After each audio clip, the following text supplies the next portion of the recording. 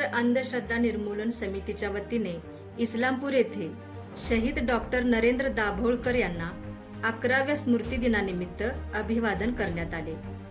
यावेळी डॉक्टर नरेंद्र दाभोळकर यांच्या कार्याचा अनेक मान्यवरांनी आढावा घेतला।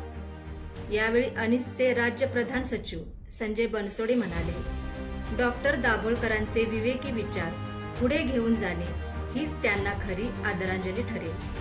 त्यांचे विवेकी विचार रुजवण्यासाठी आपण कटिबद्ध राहूया।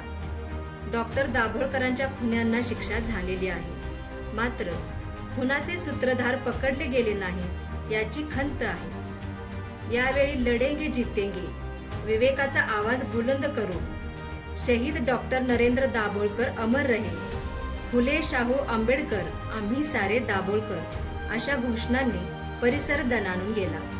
यावेळी अनिसचे राज्य उपाध्यक्ष प्राध्यापक शामराव पाटील, प्राध्यापक BR जाधव, प्राध्यापक LD Patil, MD Jadhav, doctor Kishor Gawade, advocate Mahesh Patil, Dilip Patil, doctor Anil Kate, प्राध्यापक डॉक्टर राम घुले, JD माने, विजय महाडे, संजय कुर्णे, अजय भालकर, अरबाज पटेल, अनिकेत अंगवणे आदी मान्यवर उपस्थित होते।